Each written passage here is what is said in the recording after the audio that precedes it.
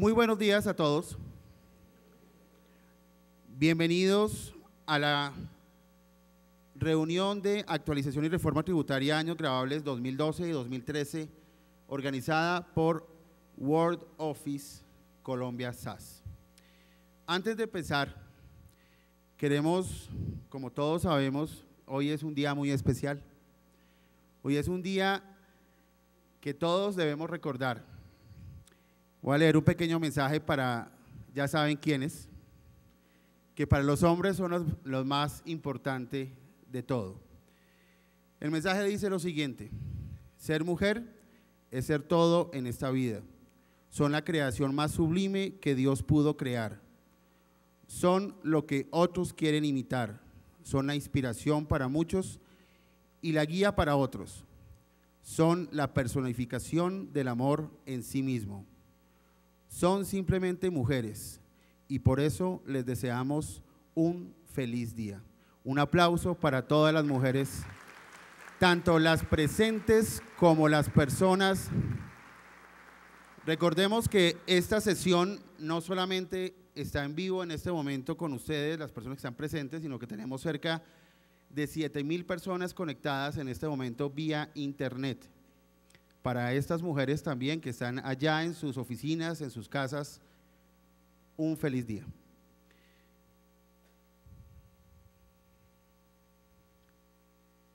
Bueno, realmente es un gran placer para nosotros darles la bienvenida a esta conferencia.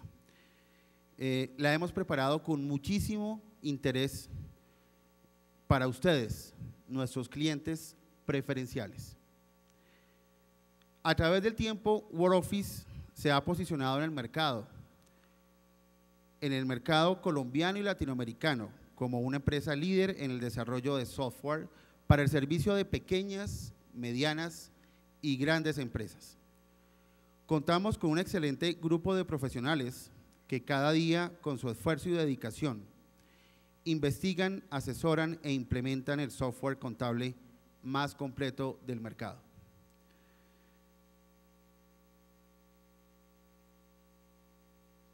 La conferencia hoy planteada brindará a ustedes los conocimientos necesarios para actualizarse en las nuevas disposiciones nacionales con énfasis en la reforma tributaria del año grabable 2012. Recordemos, el 26 de diciembre fue expedida la ley 1607.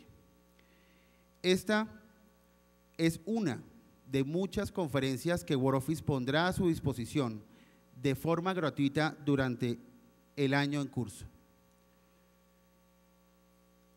Estas conferencias serán dictadas por asesores de primer nivel, como el día de hoy. Es importante que se encuentre registrado en los boletines mensuales que World Office envía a su correo electrónico. Allí enviaremos las invitaciones y todas las novedades de las cuales queremos que usted y su empresa estén enterados. Este es un evento exclusivo para clientes de World Office. World Office es la compañía de software contable y financiero con mayor proyección. Muchos de los que están presentes nos conocen desde hace mucho tiempo y han visto el crecimiento que ha tenido esta empresa. Contamos con los más altos estándares y modelos de desarrollo, los mejores profesionales en cada área, los cuales nos permiten tener la más inmediata capacidad de reacción, adopción e implementación de cambios contables, tributarios, laborales en nuestras aplicaciones. Actualmente nuestro software ya tiene incluidas las normas internacionales de contabilidad. Lógicamente que ustedes aún no lo conocen porque no ha sido lanzado para todos, pero esperamos que al finalizar este primer semestre ya las normas estén montadas en nuestro software. Los mejores asesores de reforma tributaria y NIF trabajaron de la mano junto con nuestros ingenieros en la inclusión de estos cambios en el programa. Recibimos de primera mano y en ocasiones con anticipación a la sanción las modificaciones que se hacen a la norma. Para su beneficio y de su empresa, estos cambios están incluidos dentro de las actualizaciones anuales y no tienen ningún costo adicional. Somos el único software con la reforma tributaria automatizada e implementada al 100%, al igual que las normas internacionales, ya que ustedes tengan en cuenta que nuestro software está implementado en Perú, Ecuador, México, Panamá, Costa Rica y otros países en los cuales ya las normas han sido implementadas desde hace bastantes años. También queremos hacerlos partícipes de nuestro Partner Program. De esto hablaremos más adelante y queremos adelantarles algo. En este momento y a partir de hoy, ustedes pueden comenzar a ser parte de la más grande red de distribuidores y partners del software contable WordOffice a nivel mundial. Esto representará grandes beneficios económicos, reconocimientos como consultor especializado en nuestra red y muchos beneficios más. Repito, de esto lo haremos más adelante. Si usted desea información de este programa, no dude en acercarse a nuestros asesores de WordOffice que están identificados con este botón para que le brinden toda la información que usted requiere con respecto al tema de distribuidores. De igual manera, queremos hacerles una extensiva invitación a nuestros Training Center. A partir del año 2013, WordOffice implementó en todas las ciudades donde tenemos sucursales unos salones especiales donde ustedes pueden tomar capacitaciones totalmente prácticas. Es decir, ya ustedes se van a sentar frente a un computador y van a aprender no solamente la parte teórica, sino la parte práctica del manejo del software. ¿En dónde tenemos sucursales? Recordemos que en Bogotá tenemos nuestra principal, en Medellín, Cali y Barranquilla, aquí en Colombia. Muy bien, vamos a empezar. Vamos a presentar a nuestro primer conferencista, la doctora María Cristina Ramírez Londoño. Va a hacer una breve reseña de su hoja de vida para que ustedes sepan de ella. La doctora María Cristina es abogada especialista en Derecho Tributario. Actualmente es consultora especializada en temas empresariales de impuestos, aduaneros, comercio exterior, cambiario y administrativo. Socia gerente de impuestos de la firma CI Consultores Empresariales y de Impuestos SAS. Exdirectora editorial de las unidades tributaria, contable y comercio exterior de Legis Editores S.A. Exdirectora jurídica a nivel nacional de la DIAN.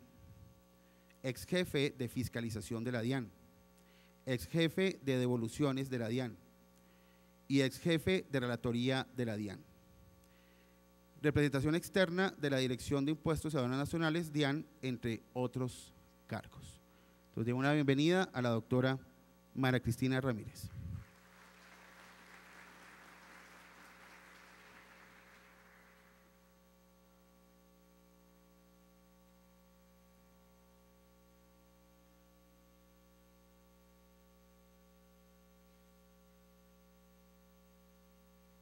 Bueno, muy buenos días. Agradecerles a ustedes el estar un viernes en un tema tan agradable como es el de los impuestos. Pues creo que es un sacrificio para todos, pero esperemos que lo hagamos lo más fácil, lo más práctico, y para nosotras hoy las mujeres que nos metemos en estos temas tan complicados, pues que lo disfrutemos también con el tema de la reforma tributaria. De verdad que para nosotros es un gusto pues compartir con ustedes la aplicación de esta ley en el sentido de entrar a mirar en forma integral cuáles han sido los cambios más importantes en esta materia y también frente a esos cambios pues la cantidad de inquietudes que se nos presentan en su aplicación práctica.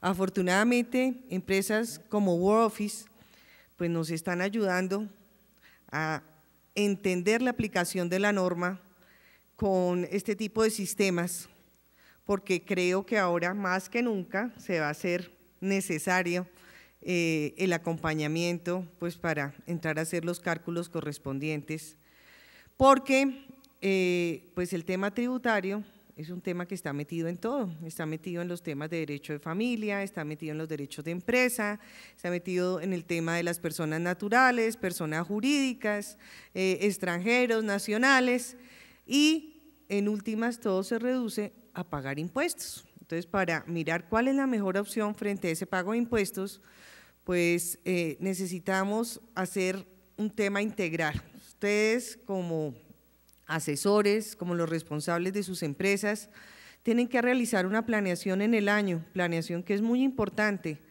porque el Estado pues es un socio que se lleva el 33 o el 34%, y con ese socio pues tenemos que planear cómo es que vamos a realizar nuestro año fiscal y pues cuáles son las implicaciones en el pago de impuestos, no solo a nivel de los impuestos nacionales, sino los impuestos territoriales. Es decir, que una muy buena orientación frente a esa planeación, pues implica también que las utilidades que dé una empresa, pues se programen y se establezcan realmente la rentabilidad de estas empresas. Cuando hay cambios legislativos y específicamente cuando tenemos campañas presidenciales o del Congreso, siempre se habla del tema tributario. El tema tributario es un tema sensible y es un tema que implica pues que todos estemos como acorde a ver cuáles son las implicaciones y cuáles son las expectativas frente a los cambios que va a haber. Estamos en el periodo de nuestro presidente Santos y él en su campaña, uno de sus temas bandera es que no iba a haber modificaciones en el tema tributario. Y frente a eso, digamos, siempre se ha hablado de que las reformas tributarias pues van a ser reformas que van a pretender simplificar el sistema tributario. Siempre se dice que el tema legislativo, aunque llamamos y tenemos un librito o una codificación que denominamos estatuto tributario y que fue a través de unas facultades que se dio a través de un decreto extraordinario 624 para compilar todas esas normas, pues nos han quedado normas con carácter de ley vigentes antes de lo que llamamos el decreto 624 y también vigentes después del famoso decreto ley 624 del 89. Entonces, frente a eso, pues hay una gran cantidad de normatividad que para su aplicación pues requiere de reglamentación a través de decretos reglamentarios y que a su vez a través del órgano de control a nivel de impuestos de carácter nacional, pues a través de la DIAN se expiden circulares, resoluciones y hay una particularidad en esta parte del derecho administrativo, es que para efectos tributarios los conceptos que emite la Dirección Jurídica de la DIAN son obligatorios para los funcionarios respecto a su interpretación. Entonces, esto implica que en todo este mundo de normas, pues tenemos que tener en cuenta ciertos criterios de interpretación jurídica para la aplicación de las normas y más aún que no podemos decir, es que yo no conocía esto, no, porque para efectos jurídicos el desconocimiento de la ley no me sirve de excusa. Entonces se presume que todos conocemos la ley y no puedo entrar a decir en un pleito o en un tema, no es que yo no sabía, porque para eso se surge un trámite y según la Constitución, pues están las tres ramas del poder público, la legislativa, la ejecutiva y la judicial, y cada una con unas funciones propias frente a la interpretación y aplicación de las normas. En estos temas, y como les decía anteriormente, una de las políticas del gobierno actual es la simplificación del sistema tributario. Y con eso el ministro Echeverry pues empezó su tema y presentó un proyecto de reforma tributaria pues en el que hubo temas de que se había infiltrado, que no, que el tema pretendía gravar los productos de la canasta familiar respecto a IVA, después hablaba de unos costos presuntos por actividades y después llega nuestro actual ministro de Hacienda, el doctor Cárdenas, junto con el director de la DIAN y presentan un proyecto de reforma tributaria cuya bandera era que íbamos a tener una exoneración de los parafiscales para las sociedades con el fin pues, de generar mayor empleo. En este trámite legislativo, prácticamente a partir del mes, a finales del mes de octubre, tuvimos un acelere en la presentación de este proyecto y con la viabilidad de que era por simplificar y por lograr generación de empleo, pues el proyecto no tuvo mayores dificultades dentro del trámite legislativo. ¿Cuál es ese trámite legislativo? El Gobierno Nacional pues presenta un proyecto de ley ante el Congreso, proyecto pues que tiene unas implicaciones y unos estudios tanto de viabilidad en el tema de recaudo como en el tema jurídico y así con un sustento de cifras económicas sobre si es bueno o es malo ese proyecto. Ahí, como les digo, en la exposición de motivos, pues tenía como objetivo primordial la generación de empleo y la simplificación de las normas del Estatuto Tributario. Y empezó la discusión en el sentido de establecer un tema de exoneración de parafiscales donde se afectaba pues los aportes al ICBF y al SENA específicamente.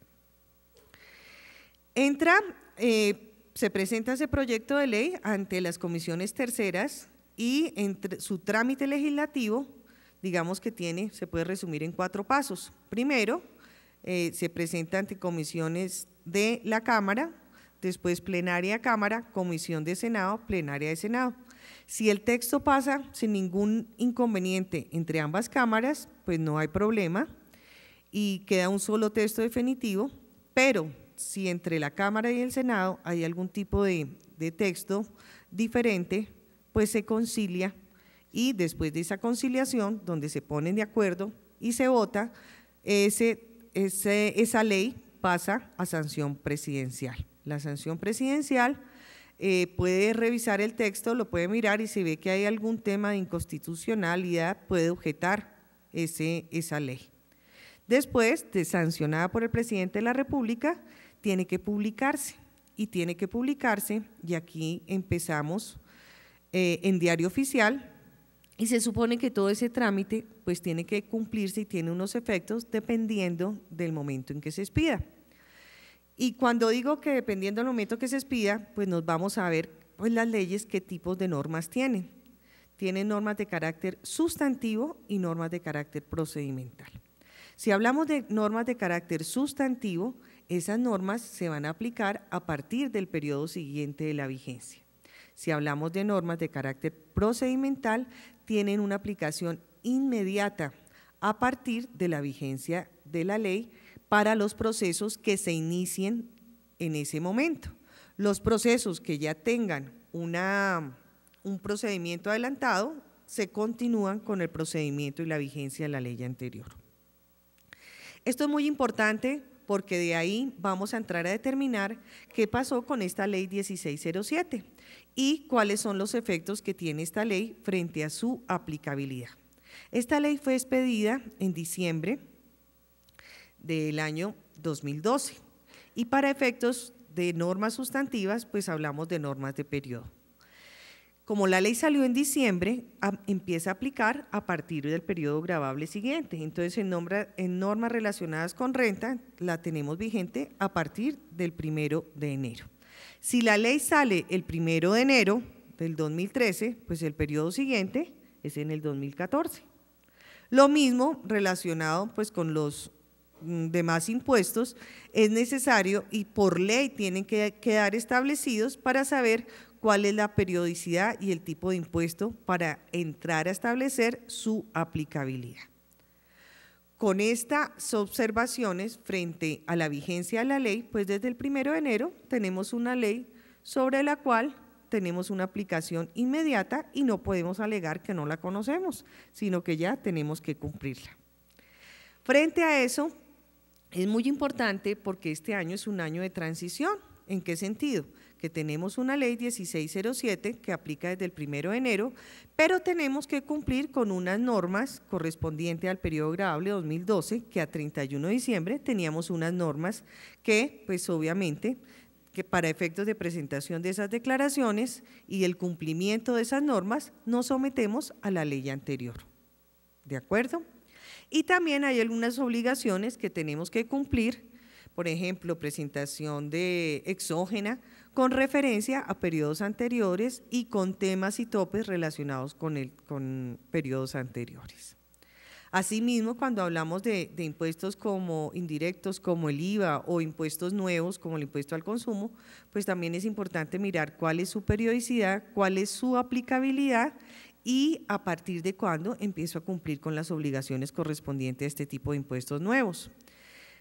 Dependiendo también, y ahí sí, pues los llamo a que estemos estudiando todo el año, porque con esta ley particularmente, pues está sometida a gran interpretación a través de pues, reglamentación o a través de conceptos o circulares o resoluciones que nos ayude a implementarla.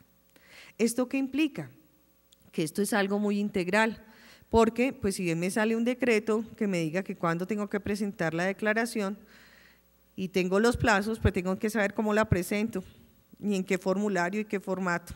Entonces tenemos que estar pendientes de las resoluciones que me digan cómo hago para presentar mi declaración, cuáles son los que me habilitan y vemos que pues a través del tema tributario, con un modelo que creó la DIAN que se llama el modelo Muisca, pues sí se nos han facilitado un poco las cosas, aunque pues han tenido inconvenientes con el tema de la presentación de las declaraciones electrónicas, con la firma digital, con el envío de la información exógena. Entonces eso ha hecho que empresas como WordOffice nos ayuden muchísimo a nuestro día a día, porque pues cuando tenemos un sistema que nos ayuda a implementar todos estos cambios, donde unen el tema contable con el tema tributario, pues vamos a tener una facilidad en nuestro día a día y vamos a estar pues logrando un entendimiento que no es solo jurídico, sino en esta reforma sí que es importante el entendimiento desde el punto de vista práctico y pues de impuestos. Frente a esta reforma vamos a entrar a determinar cuáles fueron los cambios más importantes que se están presentando, específicamente qué cambios a nivel de simplificación vamos a tener. Hasta el 31 de diciembre, a nivel de impuestos nacionales, pues teníamos 5 impuestos, que eran impuestos directos, el de renta, tanto para personas naturales como para jurídicas, el impuesto al patrimonio, que aunque no es un impuesto que se cause cada año y se ha venido causando aproximadamente cada 4 años, pues es un impuesto sobre el cual, digamos, todavía tenemos una vigencia. Tenemos el impuesto al valor agregado IVA, el impuesto al gravamen a los movimientos financieros y el impuesto de timbre que existe, no obstante, aunque su tarifa haya quedado tarifa en cero, eso hay que estar pendiente porque en cualquier momento nos reviven el impuesto de timbre, no como derogatoria, sino como tarifa. Y actualmente existe para, si bien es un impuesto documental, aplica para pasaportes, para temas de salvoconducto, para ciertos tipos de documentos específicos que es necesario tener en cuenta. Pues nuestro sistema contaba con 5 impuestos, hoy con la reforma tributaria, la ley 1607, pues con el fin de simplificar, nos quedaron 8 y se crea el impuesto a la equidad CRE, se emplea el impuesto nacional al consumo y el impuesto nacional a la gasolina y a la CPM. ¿Esto qué implica? Que vamos a tener no solo 3 impuestos más, sino cumplir formalmente, si pues nos afectan estos impuestos, con formularios, con presentación de declaraciones, con temas de información relacionados con estos 3 impuestos adicionales. En esta reforma, específicamente, nos están hablando del impuesto sobre la renta de personas naturales, hay unos cambios sustanciales. En el impuesto a la renta sobre personas jurídicas, impuesto sobre ganancias, complementario de ganancias ocasionales, se crea un nuevo impuesto que es el impuesto a la renta para la equidad CRE, hay modificaciones en el impuesto de IVA y se crea el impuesto al consumo y hay un amplio número de normas relacionadas con el tema de la antielusión y de los regímenes de control.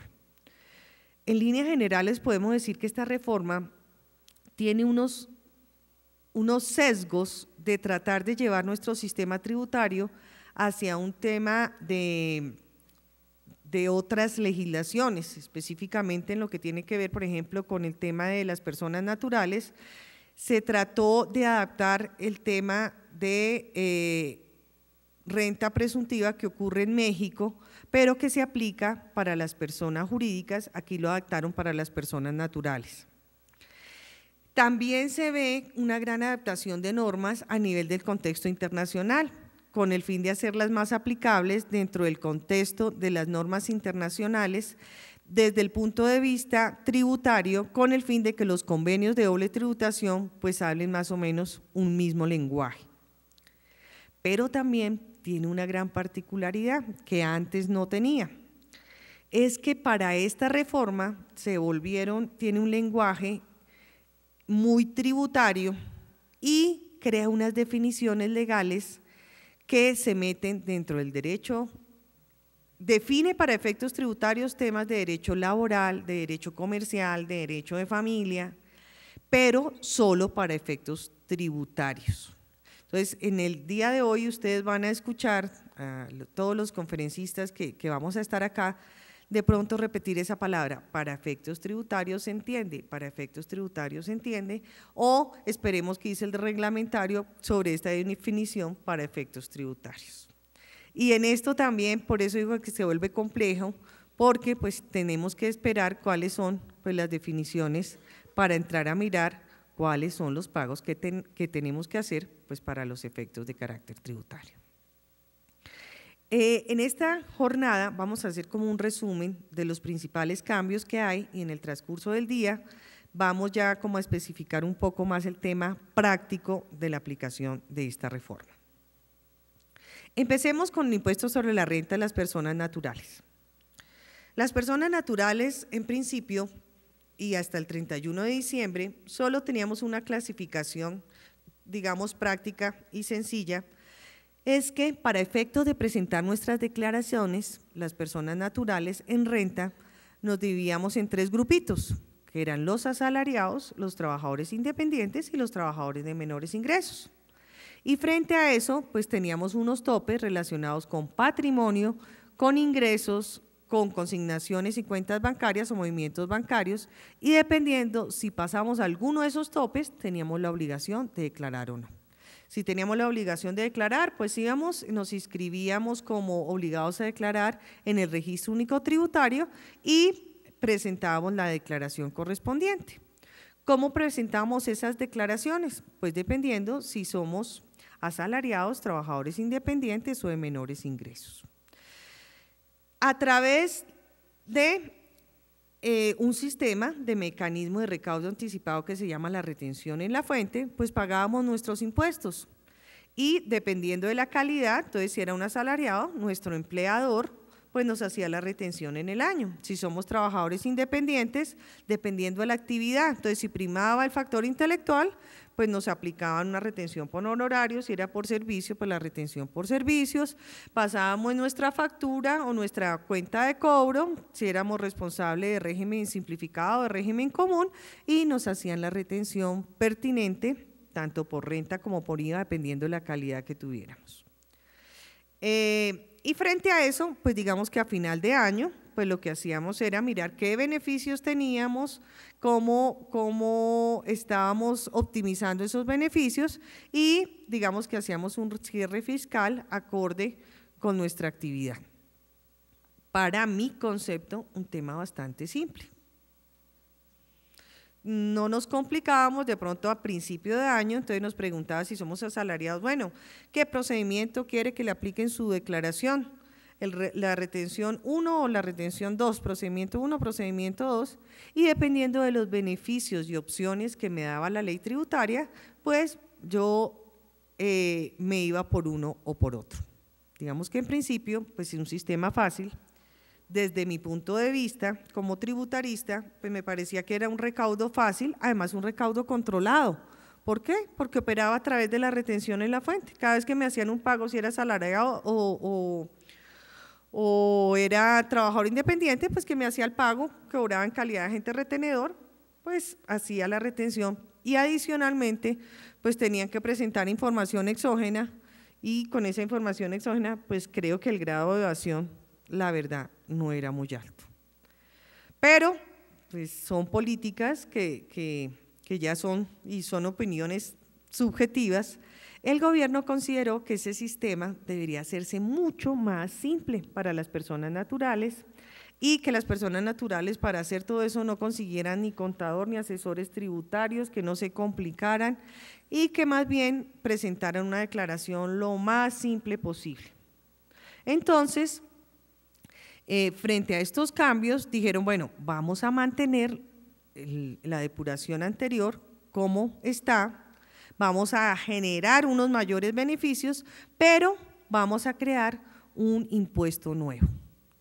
Y se inventaron dentro del proyecto de ley un impuesto mínimo alternativo nacional. Nació como un impuesto nuevo, pero al final en la ley no quedó como impuesto, quedó como un sistema de renta presuntiva. Entonces, aunque tiene nombre de impuesto, no es un impuesto nuevo. Si fuera impuesto, tendría que tener todas las características que exigiera la Constitución sobre base gravable, tarifas, sujetos, hecho generador, causación, pero en este caso se denomina que para efectos de las personas naturales, el sistema de renta presuntiva para ciertas personas naturales va a ser un sistema que va a cambiar no el porcentaje de renta presuntiva sobre patrimonio, sino prácticamente sobre ingresos. Entonces, nuestro chip cambió. Antes hablábamos de dos factores muy importantes, el patrimonio y los ingresos. Ahorita dicen, no, este sistema de renta presuntiva no es que usted tenga un patrimonio de 100 millones y no tuvo ingresos, entonces de todos modos usted me va a declarar sobre el patrimonio el 3%. Y teníamos que se presumía que por tener un patrimonio, pues tenía unos ingresos del 3% como renta, digámoslo así, a título de renta. Aquí ahorita me cambian el chip y no se pretende gravar tanto el patrimonio de las personas, sino gravar los ingresos. Y me crean un sistema de renta presuntiva en el cual yo tengo que comparar, como es un sistema, cuál de los dos es mayor. Si el ordinario, que hablábamos anteriormente, o el sistema de renta presuntiva que se denomina impuesto mínimo alternativo IMAL. Aunque tenga nombre de impuesto y aunque diga que es alternativo, es obligatorio entrar a comparar para ciertos contribuyentes dependiendo del tope de sus ingresos y de la calidad de contribuyente que sea, para entrar a determinar si efectivamente le aplica o no el sistema de renta presuntiva. Y ahí es donde entro yo a comentar que sí nos cambiaron pues las condiciones, porque si bien teníamos una definición y lo que conocíamos como régimen ordinario de las personas naturales, pues estaba condicionado solo a la presentación de la declaración de renta por cada periodo gravable, ahorita con la ley 1607, lo que pretenden entrar a determinar es no necesariamente la actividad de quién está ejerciendo, si es la actividad a través de un contrato de trabajo o si es la actividad a través de un trabajador independiente, sino de la calidad de la persona natural. Y cuando hablo de la calidad, me estoy refiriendo a que para efectos del impuesto mínimo alternativo IMAL, me dicen que aplica para los empleados y para los trabajadores por cuenta propia. ¿Dependiendo de qué? Si el 80% de mis ingresos o más dependen de esa actividad. Entonces ya no me dicen, yo vengo aquí a dictarles una charla y muy queridos World Office me dicen, María Cristina, le vamos a pagar su charla. Y fuera de leer mi hojita de vida, pues a ustedes no les interesa nada más para efectos del pago. Digamos que ustedes son los que me van a hacer la cancelación de la charla del día de hoy.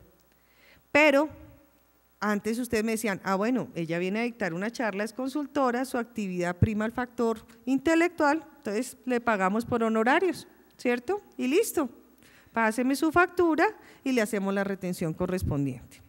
Ahora, con este nuevo sistema, nos dicen, no, señora, usted tiene que mirar primero si usted tiene el 80% de sus ingresos provienen de la calidad de ser empleado o trabajador independiente. Entonces, ustedes saben si yo tengo cara de empleado o trabajador independiente para ver, y si el 80% de mis ingresos dependen de uno o de otro, Pues no, eso en principio, ¿quién lo sabe? Pues cada uno, ¿cierto? Y también viene la gran incertidumbre. ¿Será que yo sé hoy cuáles son mis ingresos del año? No, en principio hasta el 31 de diciembre sé cuáles son esos ingresos, pero más aún, si sé si el 80 o no corresponden a mi actividad de empleado o no. Mejor dicho, es algo incierto. Entonces, bajo esas características y hablando del impuesto sobre la renta y de una comparación, yo hasta el 31 de diciembre o a principio de cada año, yo lo que decía, bueno, más o menos este año voy a tener tales ingresos, y cuando a mí me preguntaba mi empleador si soy asalariado, pues yo le decía, apliquemos el procedimiento 1 o el procedimiento 2.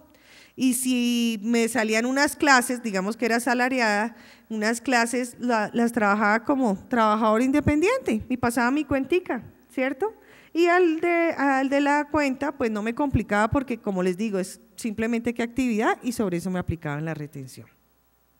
Hoy el primer interrogante es que me dicen no. Para aplicar la renta presuntiva, que se llama IMAN, que nos atrapa en la mayoría de los casos a todos, primero tiene que saber a quién le va a hacer el pago. Y eso no afecta no solo pues a la persona que está prestando el servicio o quien está ejerciendo la actividad, sino a quien le van a cancelar. ¿Por qué? Porque yo les digo a ustedes, señores, ¿cuánto me van a retener hoy por esta charla? Pues yo creo que más de uno me dirá, no sé, porque es que no sé si usted es empleada o si el 80% de sus ingresos está para ver si le aplica o no la renta presuntiva del IMAN, o en calidad de qué viene acá.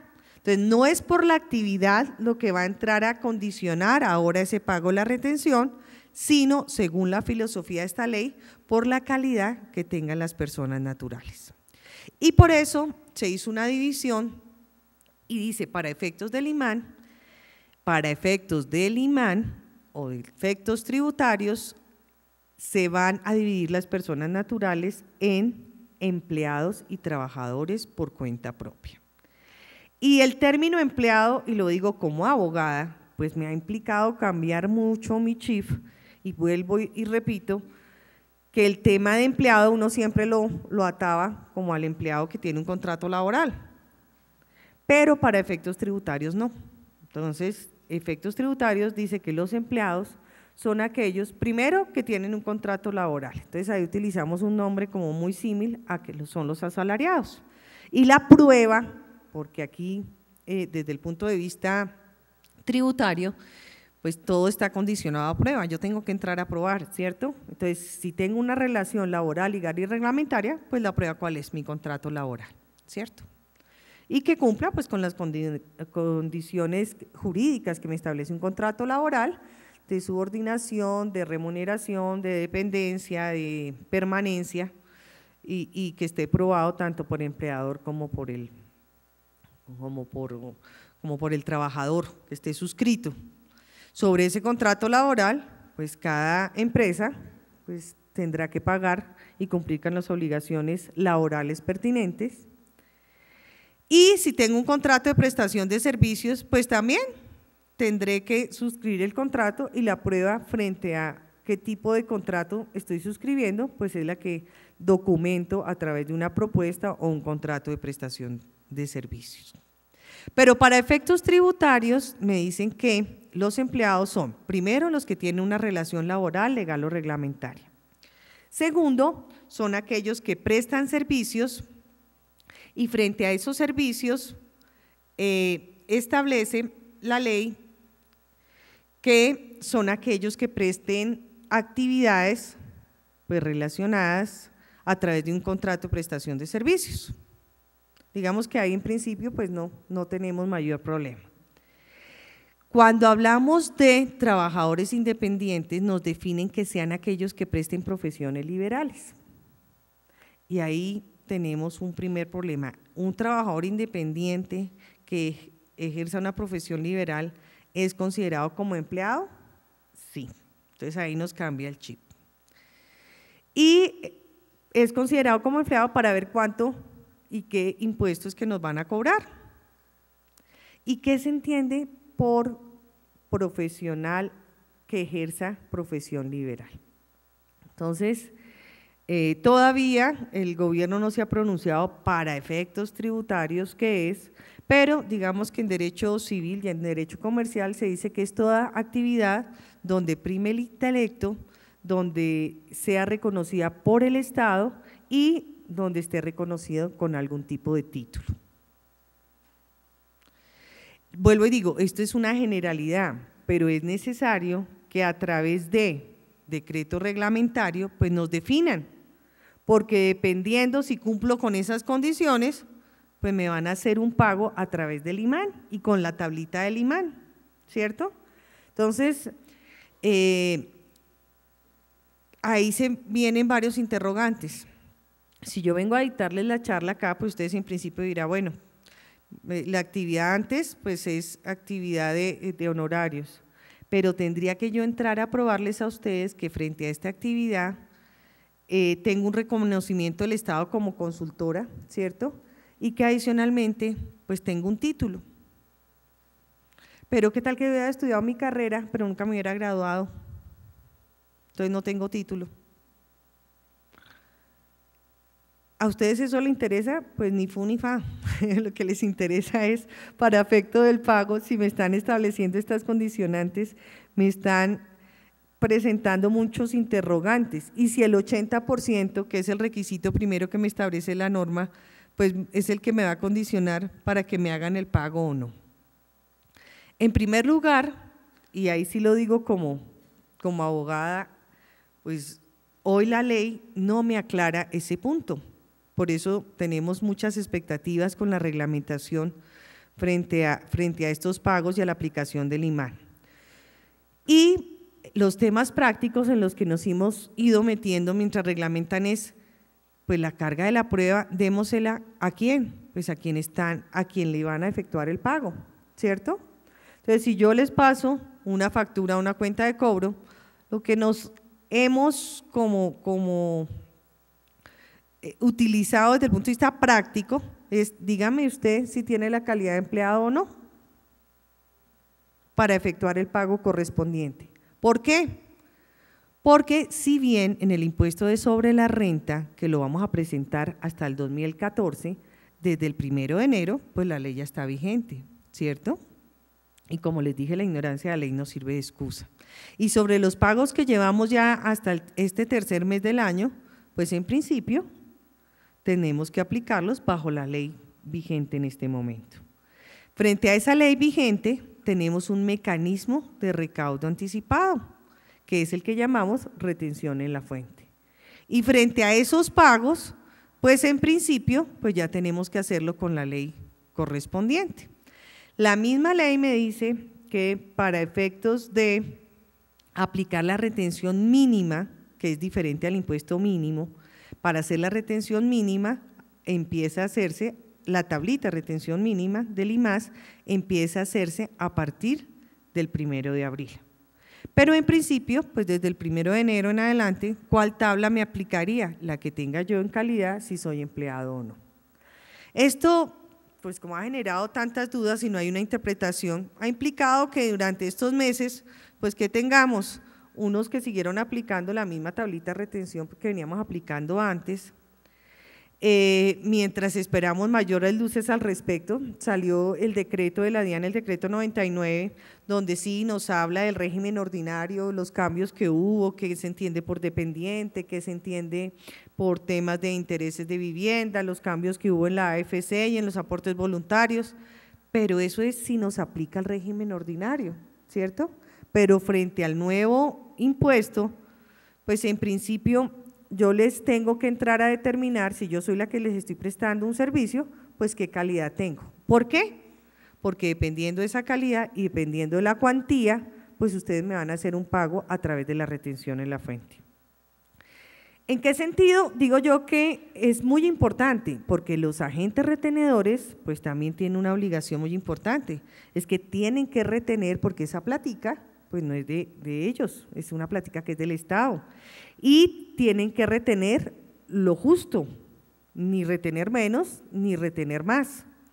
Pero si no se retiene lo que es, pues podemos incurrir en temas no solo de sanciones administrativas, sino pues en sanciones penales. Ustedes saben que según la ley penal es un delito no retener el IVA ni pagar el IVA correspondiente.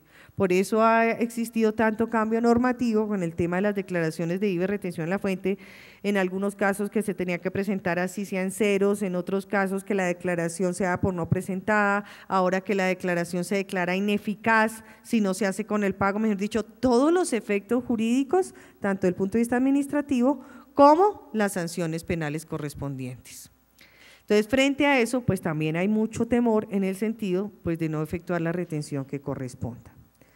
Y en algunos casos, el sistema, que es lo que vamos a ir viendo en el día de hoy, dependiendo de la cuantía que se vaya a pagar o a cancelar, pues es conveniente o inconveniente que sea el imán o no. Entonces, si yo vengo y les cobro a ustedes 1 millón de pesos por la charla y tengo en mis características, según lo que digo, tengo más del 80% que mis ingresos provienen de esta actividad y cumplo con el tema de que soy profesión liberal, pues tendría que informarles que tengo la calidad de empleado.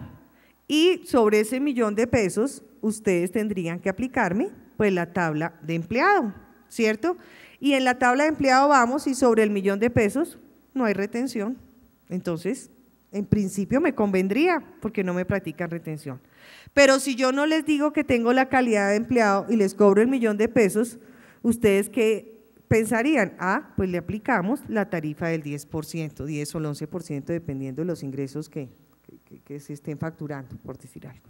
Entonces, frente a eso, el tema probatorio es muy importante, por eso nuestra sugerencia es traten de cuidarse en salud, sobre todo los pagadores, en el sentido que aunque la ley no me obliga, no está dentro de la ley que por favor usted colóqueme en su factura y preimpreso, no es uno de los requisitos que me establece la ley, sí aseguremos que exista un documento privado o en la misma factura donde digan soy empleado o no tengo la calidad de empleado. Con eso, entre comillas, tenemos una prueba que no va a la subjetividad de la persona que está haciendo el pago, sino pues va relacionada específicamente con que la carga de la prueba pues la tenga la persona que me diga cuál es la calidad que se tiene. Esto es simplemente, vuelvo y digo, esto no está documentado en ningún decreto ni en ninguna, pero nos vamos por las reglas generales del derecho a nivel de tema probatorio. Otros casos que nos aplican son aquellos que prestan servicios donde su equipo o actividad pues no sea inherente para el ejercicio de esa profesión.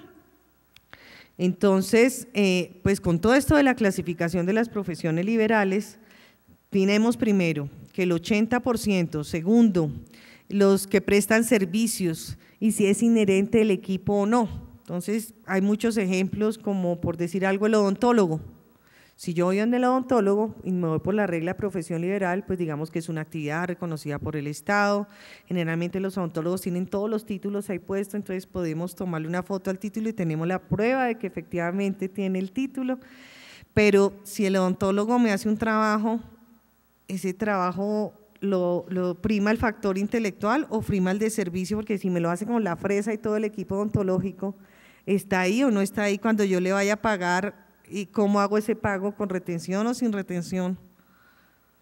¿Entra dentro de profesión liberal? ¿Entra dentro de servicios que necesitan para ejercer su profesión el equipo? Y explíquele uno a un odontólogo el tema tributario a ver cómo lo entiende. Y dos, llegamos aquí a compensar y vemos que están muy bonitas las instalaciones, entonces contratamos un jardinero para que nos relajemos y tengamos una cascada ahí bien bonita para las charlas y le vamos a pagar a ese jardinero. ¿Dónde lo metemos? ¿Será que prima el factor intelectual? Depende, porque no todos podemos ser jardineros pues para efectos de organizar una cascadita bien bonita.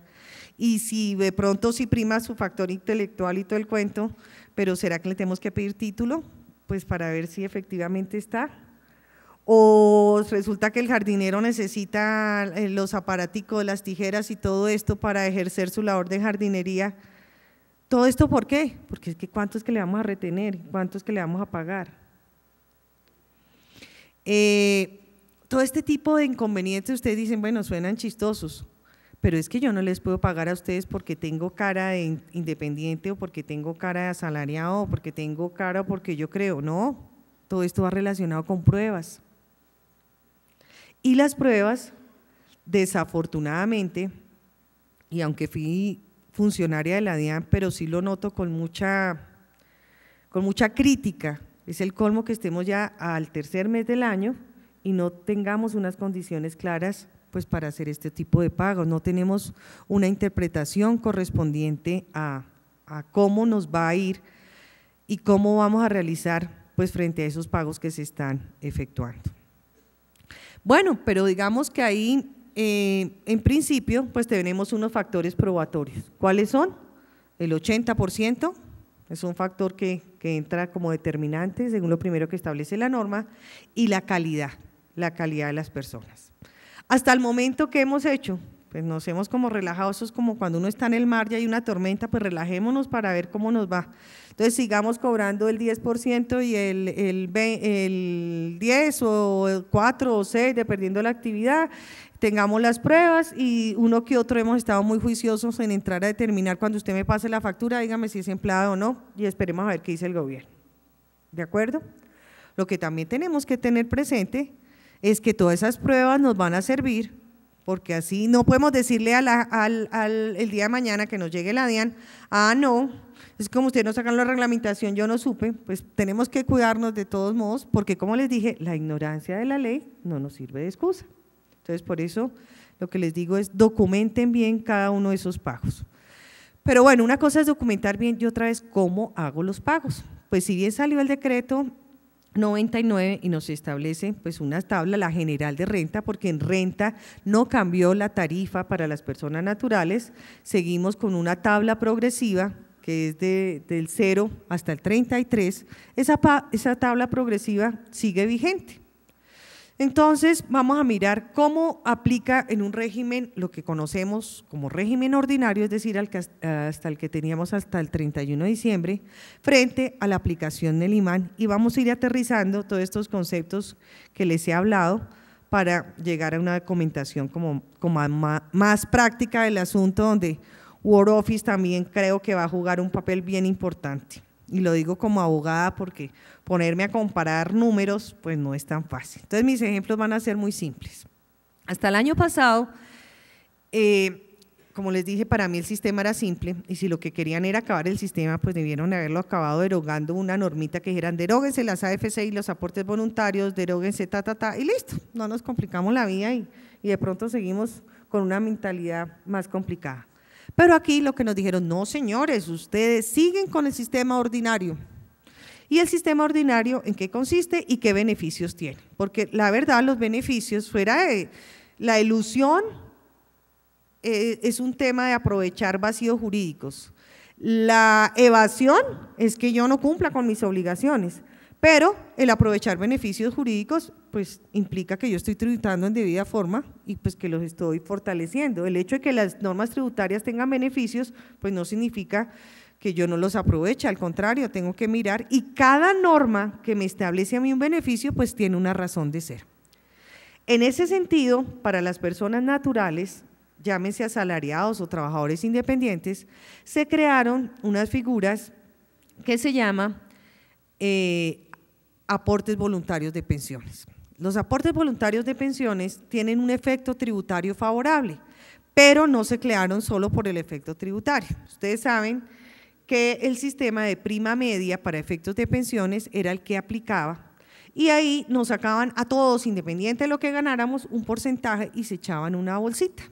Y esa bolsita era la bolsa que tenía el estado de pensiones. Ese sistema como tal colapsó porque se hizo en su momento pensando que tantos ahorrábamos, existía un porcentaje y más o menos eso iba a ser como gradual, pero resulta que se pensionaron más de los que estábamos ahorrando y eso generó que a partir de la ley 100 pues cambiáramos todo nuestro sistema y el sistema de pensiones en Colombia se volvió un sistema de ahorro programado. Es decir, cada cual de lo que gana ahorra para su pensión, pero si yo quiero pensionarme mejor y ya veo que me está acercando la pensión, pues ¿qué hago? Ahorro más. Y eso lo puedo ahorrar en forma voluntaria. Entonces, por eso se llama ahorro voluntario de pensiones. Ese fue el sistema y con el fin de promover ese sistema, le dieron efectos de beneficio tributario.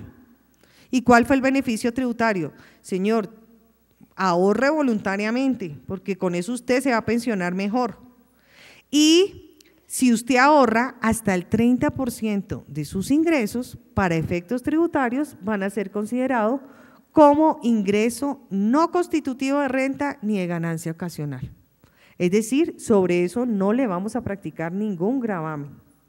Entonces, una persona que gana 10 millones hasta el 30%, y para hacerle efecto práctico, puede llevarlo a ahorrar en su fondo voluntario obteniendo un beneficio de tener mejor pensión, pero con el beneficio tributario sobre esos 3 millones no le hacen retención contingente, ¿cierto? No hay retención. Lo mismo pasó con las cuentas de ahorro al fomento a la construcción. ¿Qué pretendían estas cuentas? Pues que las personas naturales, lo mínimo que tenemos, ahí sí como dice, como mínimo vital es tener una vivienda. Entonces, con el fin de promover el tema de la vivienda de las personas naturales y que se les facilitara la atención de vivienda a través de créditos hipotecarios que pudieran ir pagando, pues tuvieran la posibilidad de ahorrar para adquirir vivienda. El adquirir vivienda, pues obviamente, ¿qué iba a hacer? Pues fomentar la construcción para que las personas pudiéramos obtener la vivienda, y se crearon una figurita que se llama que si yo ahorro para pensión tengo un beneficio y ahorro para vivienda voy a obtener un beneficio. Entonces los unieron ambos y dijeron, usted puede ahorrar hasta el 30% solo en fondo voluntario pensiones o solo en cuentas AFC o en ambos. Lo importante es que unidos para efectos tributarios, porque yo puedo ahorrar más, puedo ahorrar el 50%, pero para efectos tributarios tiene un beneficio que hasta el 30% de ambos, es decir, puedo 1.500.000 en uno, 1.500.000 en otro, pero siempre y cuando no me supere el 30% de mis ingresos tributarios, no me dijeron laborales, me dijeron tributarios, es decir, que aplica tanto para los asalariados como para los trabajadores independientes, ustedes pueden obtener un beneficio. ¿En dónde? En su sistema de retención en la fuente y en su sistema de presentación de declaración de renta, porque para la ley es considerado ingreso no constitutivo de renta. Pero la condición, por eso se llama retención condicionada o retención contingente, es que usted me deje esa platica guardada por 5 años, eso hasta el 31 de diciembre. Si usted me la quiere sacar antes, lo puede hacer antes de los 5 años, pero solamente para vivienda, ¿cierto? Es un beneficio que vemos que pues, es interesante hasta el 30%, entonces ¿qué hacía un trabajador? Pues si estaba en su plan de adquirir vivienda, pues metía su platica, le decía a su empleador, señor empleador, hágame un favor, yo voy a ahorrar los 3 millones, los voy a ahorrar en mi cuenta AFC, pero al mismo tiempo iba uno a la entidad financiera y la entidad financiera le vendía a uno el paquete, le decía, le abro su cuenta AFC, pero de una vez le doy su crédito hipotecario. Entonces, con ese crédito hipotecario, pues yo iba más o menos adquiriendo vivienda, iba pagando mis cuotas mensuales de la vivienda, obtenía un beneficio en la retención contingente, pero adicionalmente la ley me dice, si usted tiene un crédito hipotecario, también con el fin de fomentar, pues obviamente la vivienda, le vamos a deducir, ya no tiene categoría de ingreso no constitutivo, sino como deducción, usted me puede demostrar los intereses que usted pagó por el crédito hipotecario. Entonces, si usted me trae esa certificación de lo que usted pagó el año pasado, yo se lo resto como característica de deducción y usted puede, hasta un límite que fue modificado por esta ley, pero usted puede entrar a deducir esos intereses de vivienda. Entonces, en nuestro caso práctico, alguien que ganaba 10 millones, le decía a su empleador, mándeme 3 millones para la AFC o 1.500.000 a la AFC y 1.500.000 al fondo voluntario, y al mismo tiempo para efectos de que le practicaran su sistema de retención mensual por el 1 o el 2, dependiendo de los ingresos que haya tenido, pues anexaba las pruebas correspondientes. ¿Cuál es la prueba correspondiente? Pues que tenía una AFC y que tenía un crédito hipotecario. Sobre el crédito hipotecario, los intereses. Podía optar por salud o educación, dependiendo de los ingresos que tuviera, que me dieran lugar a la opción para mi educación, el cónyuge o hasta 2 hijos. Entonces, dependiendo, alguna de las dos eran opcionales, una o la otra, dependiendo de los ingresos que tuviera. Digamos que en los intereses y la que tenía la del crédito hipotecario, me certificaron 1 millón de pesos que daba lugar a una deducción mensual de 1 millón, y entonces ganaba 10 y llevaba los otros 3 para allá, me quedaban 7, y restaba el 1 millón de pesos, entonces me quedaban 6. Sobre esos 6, por tener un contrato laboral, me aplican un 25% de mi renta exenta. Y ese 25, digamos que son 1.500.000. Entonces, alguien que ganaba 10 millones, si utilizaba todos los beneficios, se iba a la tabla con una base, entonces menos 1.500.000, teníamos 4.500.000, ¿cierto? Alguien que utilizaba, y ahí si nos íbamos a la tabla pertinente de retención mensual.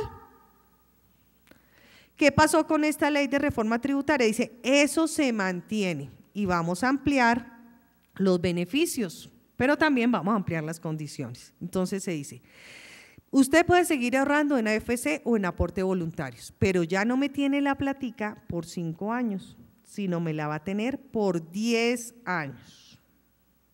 Y ya, aunque sigue siendo el 30% de su ingreso tributario, pues en nuestro ejemplo ya veíamos que era más o menos 3 millones, usted lo que puede hacer es que tiene un tope anual, es decir, no me puede llevar a la AFC para efectos tributarios más de 3.800 VTs. Entonces, 3.800 más o menos son 102, 104 millones al año. Bueno, y le vamos a ampliar sus beneficios. Entonces, nos amplía los beneficios de deducciones. ¿Cuáles son?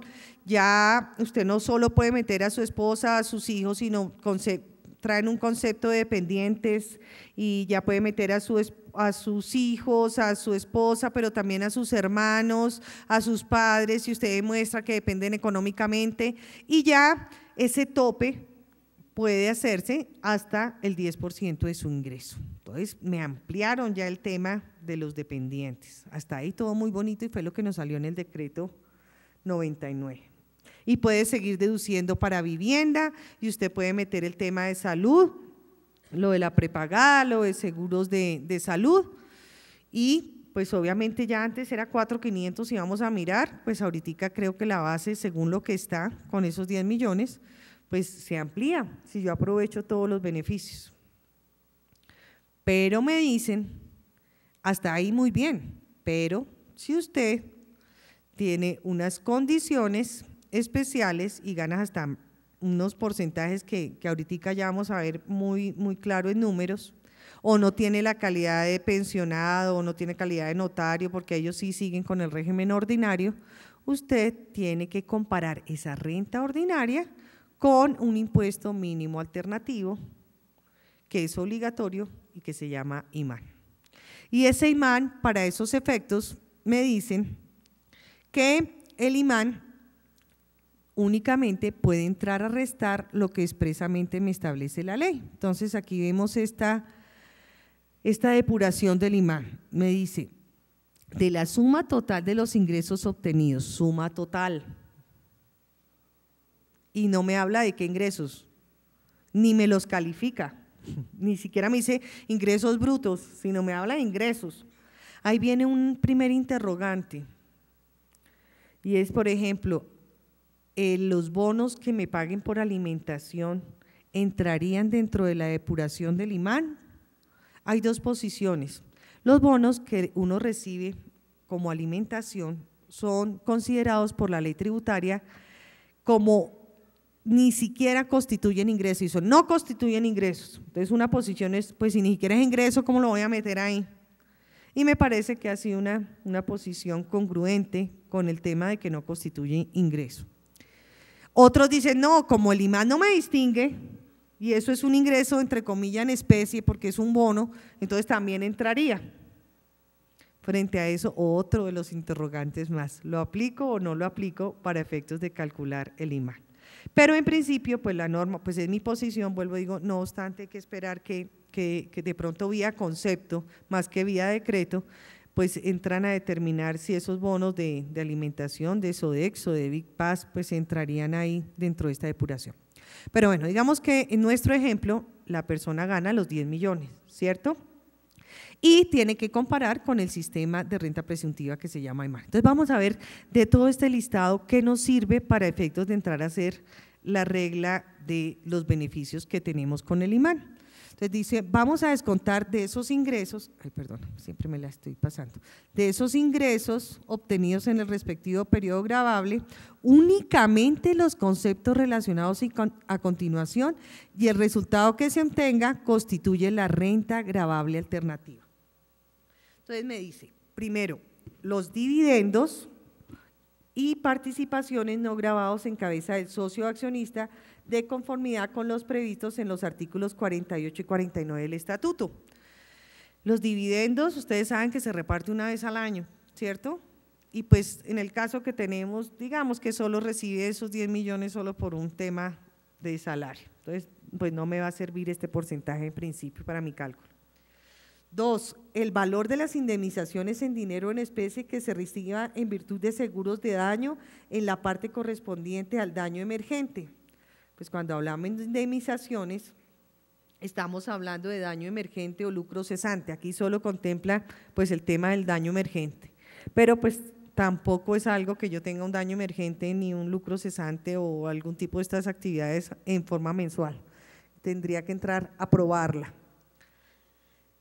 El valor de los aportes obligatorios al sistema de seguridad social a cargo del empleado.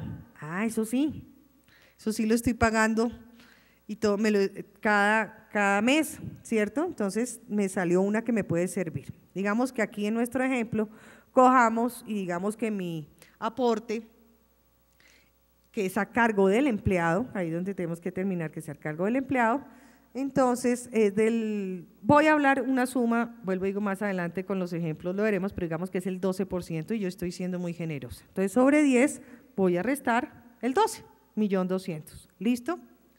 Bueno, los gastos de representación considerados como exentos del impuesto sobre la renta según los requisitos establecidos en el 206, esta fue una normita que quedó para nuestros magistrados y para unos representantes. Es una normita que para ellos se aplica en forma mensual, pero nuestro ejemplo es simplemente un asalariado común y corriente. Los pagos catastróficos en salud efectivamente certificados, no cubiertos por el plan obligatorio de salud POS de cualquier régimen o por los planes complementarios y de medicina prepagada, siempre que superen el 30% del ingreso bruto del contribuyente en el respectivo año o periodo gravable. La deducción anual de los pagos está limitada al menor valor entre el 60% del ingreso bruto y el respectivo periodo o 2.300 VT. Para que proceda esta deducción, el contribuyente debe contar con los soportes documentales idóneos donde consten la naturaleza de los pagos por este concepto, su cuantía y el hecho de que estos han sido realizados por una entidad del sector de salud efectivamente autorizada y vigilada por la Superintendencia de Salud. El mismo tratamiento aplicará a los pagos catastróficos en salud en el exterior realizados por la entidad reconocida en el sector debidamente comprobados. Y viene un puntico, dice, el gobierno reglamentará la materia. Ahí uno se cansa de leer, pero son pruebas, y esperemos que en este caso tampoco, ni a nosotros nos pase ningún pago catastrófico, porque además pues tampoco está dado como uno de los temas mensuales para efectos de nuestro cálculo del IMAN. Sigue, el monto de las pérdidas sufridas en el año originados en desastres o calamidades públicas declaradas en los términos establecidos por el gobierno. Entonces también reglamentación al respecto. No es que yo diga, mire, es que hubo una calamidad, no, tiene que estar reconocido por el gobierno. Aquí viene otro, los aportes obligatorios al sistema de seguridad social cancelados durante el respectivo periodo gravable sobre el salario pagado a un empleado o empleada de servicio doméstico. Entonces, los aportes de seguridad social que cancele sobre el salario empleado o empleada. Aquí distingue la norma, que puede ser hombre o mujer. Y habla de del servicio doméstico que el contribuyente contrate. Los que sean a través de empresas de servicios temporales no harán derecho al beneficio que se refiere este artículo. Entonces, aquí vemos otro. Decimos, bueno, si yo tengo un empleado o empleada de servicio doméstico, puede entrar a restar, ¿cierto? Digamos que yo le pago muy bien a ese empleado o empleada de servicio doméstico y para nuestro ejemplo, digamos que los pagos que hago al sistema de seguridad social los voy a calcular en 600, para nuestro ejemplo. Entonces, llamamos 1.200.000 más 600, 1.800.000, ¿cierto? Entonces, me sirvió, ya van dos. El costo fiscal determinado de acuerdo con las normas contenidas en el Estatuto Tributario de bienes enajenados siempre y cuando no hagan parte del giro ordinario de los negocios. Para nuestro ejemplo, digamos que no hubo ningún tipo de venta de bienes enajenados en esa fecha. Además, si la hay, pues no va a ser todos los meses, porque si no, no sería un tema de giro ordinario de los negocios. Indemnización por seguros de vidas, el exceso de salario básico de los oficiales, de las fuerzas militares, de la policía, en nuestro caso no tiene la calidad de policía ni de las fuerzas militares. Y los fondos de cesantías que se efectúen los beneficiarios o partícipes de los aportes efectuados por los empleadores a título de cesantía. Estos retiros no podrán ser sujetos a retención bajo ningún concepto en el impuesto sobre la renta para beneficiarios o partícipes. En principio, las cesantías y esos retiros pues se hace una sola vez, entonces tampoco es mensual, ¿cierto? Entonces, de este gran listado que es expreso y que me dice que únicamente puedo restar lo que ahí me señala, para nuestro ejemplo práctico que tenemos, que ganamos 10 millones, que por seguridad en principio mía, y vuelvo digo, son valores que no están calculados tan ajustados a la vida real, que son menores, pero aquí estoy siendo muy generosa, estamos hablando de 1.200.000 a cargo del empleado y de 600, 1.800.000. 10 millones menos 1.800.000, ¿cuánto me da? 8.200.000, ¿cierto? Entonces, en el primer caso, en el ordinario, nos íbamos con 4.500 y en este nos vamos a la tabla con 8.200. ¿Cuál de los dos será mayor? Ahí WordOffice entra a aplicar la famosa tabla para que nos calcule en VBTs y a ver cuánto es lo que nos pagan. Y lo más seguro es que tenemos que calcular por el IMAN. Pero bueno, tenemos un añito porque presentamos la declaración de renta hasta el 2014. ¿Cierto? Entonces, en el 2014 podremos mirar cómo optamos para presentar esa declaración y si efectivamente vale la pena pues seguir teniendo crédito hipotecario o seguir teniendo ahorros en fondo voluntario de pensiones. Porque ¿qué vemos? Que el que no utilizó ningún beneficio con el régimen anterior pues tenía que pagar impuestos, por eso lo que pretendía la norma era pues incentivar el ahorro. Entonces el que no quería ganarse el 30%, entonces el que gana 10 millones en el régimen ordinario no se gana el 30%, no metió nada en AFC ni aporte voluntario, pues no tenía ingreso no constitutivo. El que no tenía crédito de vivienda o no tenía pagos de salud y educación, pues tampoco tenía deducciones. Y digamos que lo único que aplicaba para ese asalariado antes fuera el 25% de renta exenta, ¿cierto? Entonces, alguien que gane 10 millones, el 25% le quedaba sobre menos el 25%, le quedaba en 7.500, ¿sí? No obstante, solo con el tema de 7.500, pues siempre me va a quedar el IMAN, en este ejemplo, en principio, si se aplica la tabla como base, pues para efectos de dejarme restar, no me deja restar, sino lo de la seguridad social. Ya cuando apliquemos en la tabla es gradual y pues me va a generar pues unos topes de conveniencia o no, donde dependiendo del ingreso que tenga, en este caso, en nuestro ejemplo el asalariado, pues valdrá la pena entrar a determinar si se justifica seguir o no ahorrando o seguir o no aprovechando esos incentivos. Porque si bien sí se me simplifica, como se dan cuenta, la simplificación es grande, porque todo ese listado pues en principio en el día a día solo puedo utilizar y restar 2 de los conceptos, pues también se me simplifica el bolsillo porque voy a pagar más dependiendo de la planeación que estoy haciendo, ¿cierto? Entonces sí nos simplificaron, pero por este año, mientras nos ponemos acordes con el tema, pues yo creo que todos vamos a estar haciendo un comparativo entre lo ordinario, entre el IMAN, y me crearon una nueva alternativa que se llama el impuesto mínimo alternativo simple, que es el IMAS. El IMAS es un poquito más alto que el IMAN, pero la depuración de la base es exactamente la misma del IMAN. Es decir, volvemos y leemos y sabemos que son las mismas, y en última lo que me sirve en nuestro ejemplo son los mismos, por decir algo, 1.800.000.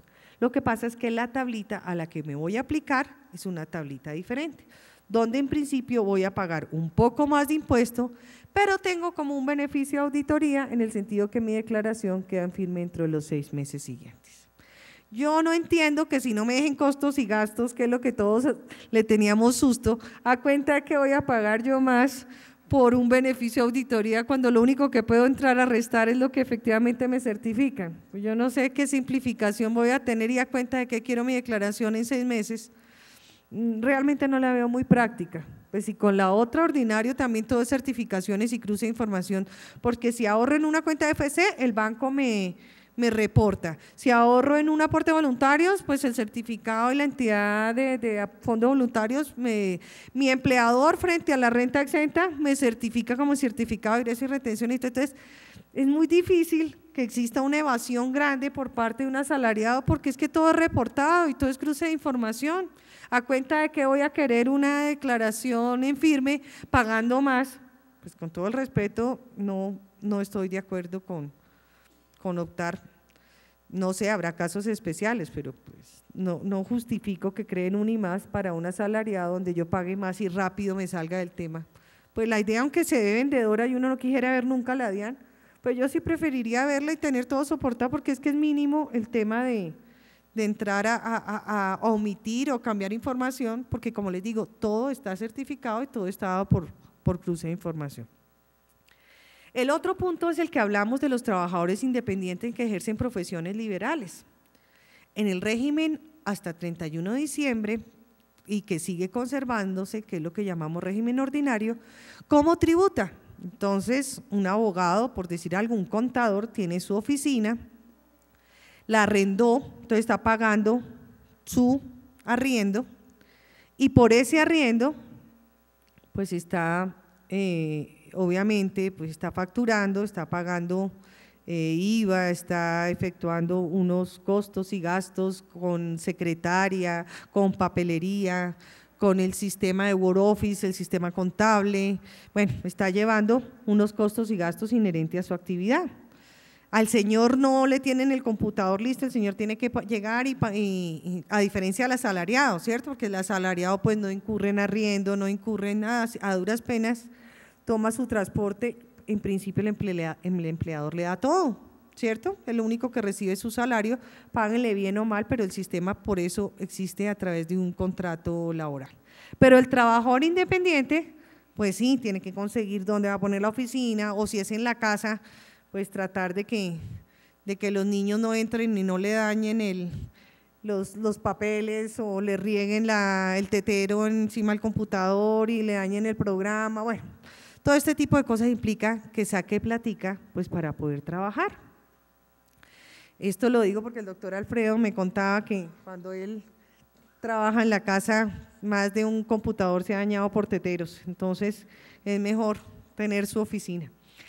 Frente a eso, vemos que sí se incurren en unos costos y gastos mensuales pues para ejercer esa actividad. Costos que la misma ley tributaria los ha reconocido en algunos casos como costos presuntos hasta del 50%, obviamente pues con unos soportes inherentes al tema. Y para efecto de su facturación, como les dije, pues veníamos facturando dependiendo de la actividad y nos íbamos por la fácil, honorarios o servicios, y salíamos del tema sin problema. Y sobre eso le efectuaban una retención. El trabajador independiente igual podía optar por su 30% de fondo voluntario o de AFC. Pero generalmente él no lo hacía tanto para la retención como sí lo hace el asalariado, ¿cierto? El asalariado lo hace mensual y le dice a su empleador y la utiliza. El trabajador independiente, aunque lo puede hacer a través de sus clientes, decir, mire, en vez de pagarme los 10 millones, mándeme 3 a la AFC y sobre eso calcúleme la retención del 10%, lo puede hacer. Generalmente él utilizaba el beneficio, era cuando iba a presentar la declaración. Entonces decía, bueno, yo tuve ingresos mensuales de 10 millones, me practicaron la retención correspondiente en el año y cuando llegue a presentar o iba a hacer el cierre del año, lo que decía, bueno, ¿cómo voy a aprovechar el beneficio de la AFC o el aporte voluntario?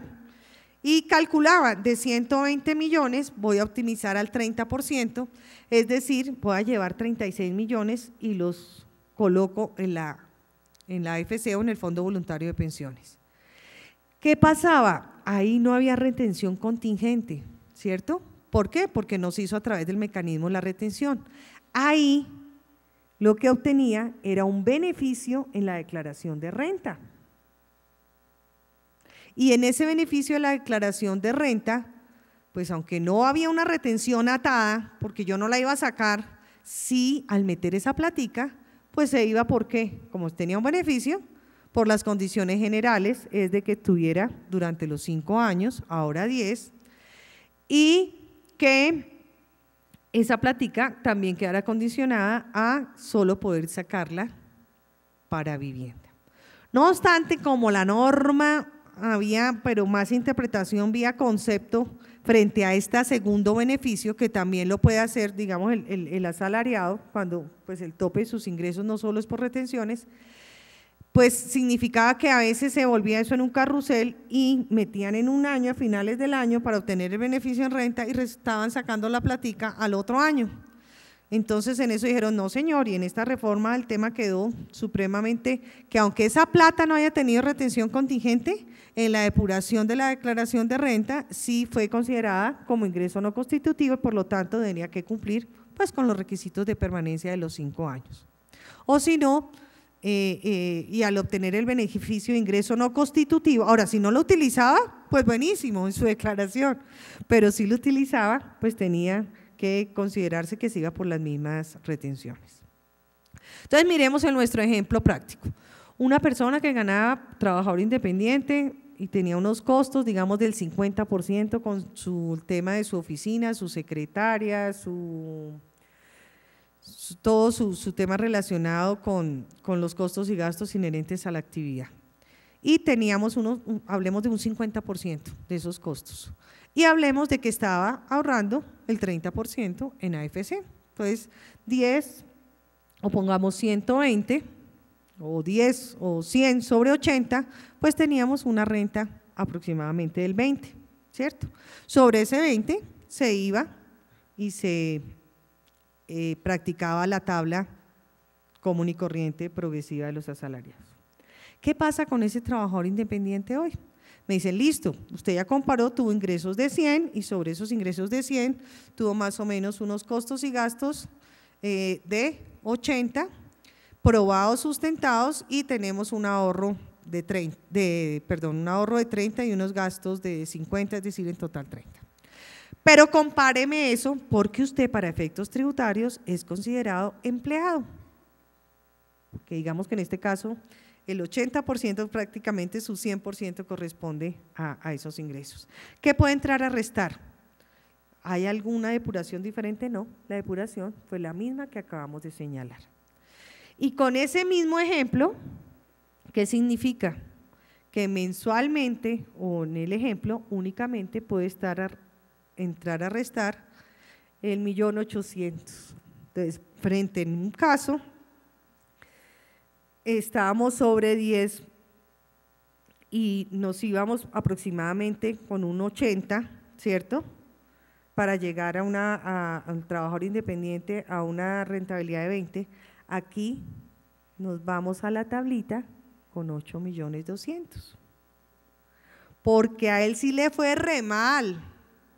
A él no le reconocen ningún costo ni gasto, no es deducible nada.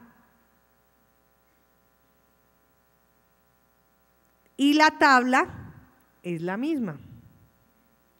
¿De qué estoy hablando? Ustedes dirán, pero es que es un asalariado que gana 10 millones, es un trabajador independiente que gana 10 millones, sí, pero es que el señor cuánto se lleva en costos y gastos, a diferente del asalariado. No estoy diciendo que, pero las condiciones para poder ejercer su actividad pues implican unos costos y unos gastos.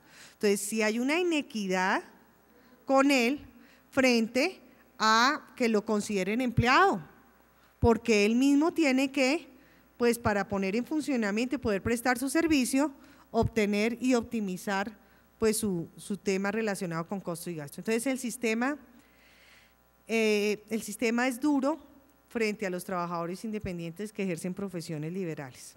Yo no sé si es que no se han dado cuenta, porque hasta ahora pues las retenciones que han venido cobrando pues son retenciones que se aplicaba la tarifa del año pasado.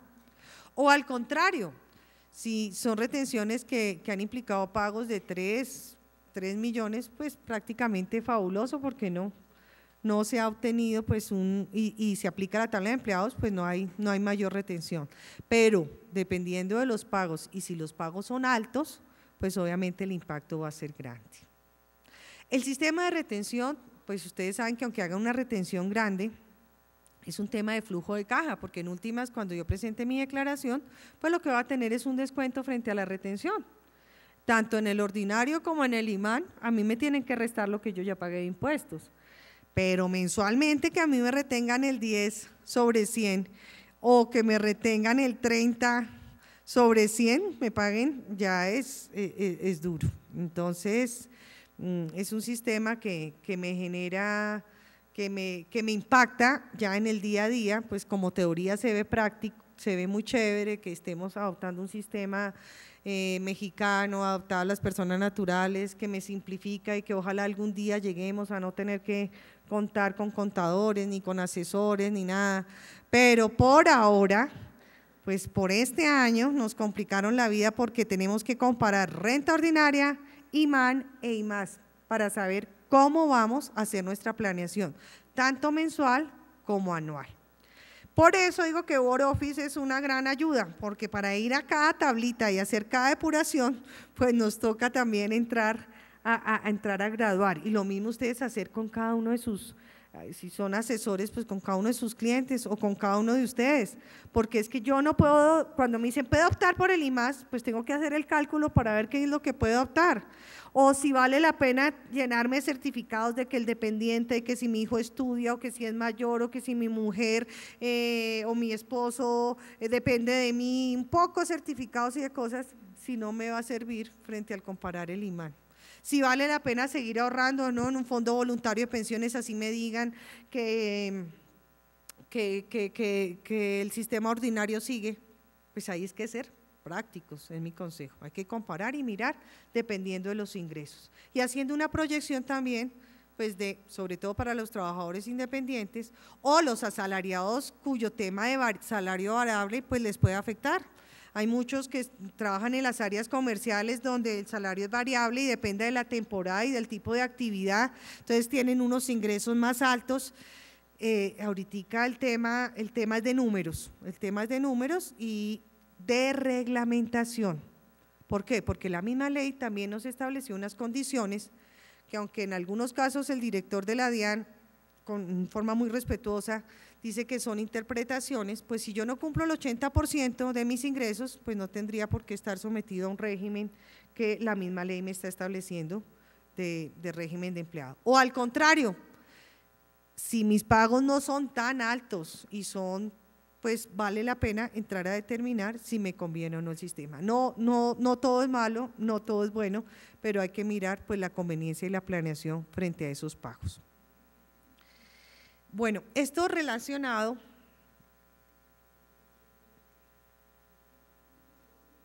entonces tenemos para efectos de las personas naturales, empleados que ya vimos toda la clasificación, no les afecta a las pensiones, a los notarios y a aquellos que tengan ingresos a las sucesiones, a las asignaciones modales y a las ganancias ocasionales. ¿Qué significa este tipo de requisitos? Que un pensionado pues simplemente presenta su declaración ordinaria, ¿cierto? Generalmente las pensiones hasta cierto tope pues son rentas exentas, no hay problema. Con los notarios tiene también una razón de ser, no es que hayan hecho mayor lobby, lo que pasa es que el notario para efectos tributarios actúa como persona natural, las notarías no actúan como establecimiento o como personas jurídicas. Entonces un notario, en principio, que ejerce una función pública, ¿cierto?, resulta con unos costos y gastos inherentes a esa actividad que implica también unas contribuciones a la superintendencia, bueno, un resto de cosas que en últimas pues entrar en una depuración del imán donde solo les dejen restar su tema, pues por eso quedaron expresamente, digamos, excluidos. En las sucesiones, asignaciones modales y en las ganancias ocasionales, pues obviamente no hay necesidad de hacer esa comparación. Esto frente a lo expresamente señalado. Si no están dentro de estos requisitos y tienen la calidad de empleados, acuérdense del tema del 80% de los ingresos provenientes de esas actividades. Ese porcentaje es muy importante para la planeación y para establecer la conveniencia de esta clasificación. No obstante, así como le fue mal el de las profesiones liberales en lo que veíamos, ¿cierto?, y que falta esperar la reglamentación de persona liberal, acá a los trabajadores por cuenta propia vamos a ver que ellos sí pueden optar entre el régimen ordinario o el IMAS. Y los trabajadores por cuenta propia son aquellos que expresamente señala la ley. Para ellos el sistema expresamente señala su clasificación por actividades y las vamos a leer una por una. Están las actividades deportivas y otras actividades de esparcimiento, el agropecuario, silvicultura y pesca, comercio al por mayor, comercio al por menor, comercio de vehículos, automotores, accesorios y productos conexos, construcción, electricidad, gas y vapor, fabricación de productos minerales y otros, fabricación de sustancias químicas, industrias de la madera, corcho y papel, manufactura alimentos, manufactura textiles, prendas de vestir y cuero, minería, servicios de transporte, almacenamiento y comunicaciones, servicios de hoteles, restaurantes y similares, servicios financieros. Y para ellos existe como una especie de costos presuntos y una fórmula clave para cada uno. Entonces, dependiendo de la actividad que tenga, se hace unos cálculos, se establece cuáles son los porcentajes y se establece un IMAS, ¿cierto? Él puede optar o por su régimen ordinario, guardando su costo, sus gastos, todo el tema, y yéndose a la tablita, o por irse por este IMAS. ¿Qué han mostrado los numeritos? Que dependiendo de la actividad, que casi es en todas, pues a los señores la rentabilidad, es decir, fue como más dirigido a los comerciantes, resulta que el imán es supremamente beneficioso. ¿Qué hay que definir? Que para estos trabajadores por cuenta propia, no sabemos si es una persona que tiene dos actividades, por decir algo, es ganadero, agropecuario, pero al mismo tiempo tiene tema de construcción, ¿cuál aplica? ¿Se aplica la una o aplica la otra? Porque como está por actividades, no sabemos si un mismo trabajador es por cuenta propia y el 80% sabemos que es trabajador por cuenta propia, pero si esa misma persona tiene dos actividades de las que están señaladas, como la fórmula es especial por actividad, ¿cómo hacemos para efectos de establecer qué actividad? En principio, pues digamos que y para efectos de renta, pues uno también podría decir, pues la mayor prima, pero realmente también se nos genera un problema jurídico. ¿Por qué no tenemos una definición clara porque el único porcentaje del que nos están hablando es del porcentaje para ser o empleado o trabajador por cuenta propia. Pero no, si yo estoy dentro del trabajador por cuenta propia y ejerzo dos actividades las que están ahí señaladas, ¿por cuál de las dos formulitas me voy? Porque son diferentes. En una, si ven que los porcentajes cambian, no hay una gradualidad, es diferente por actividad ese cálculo.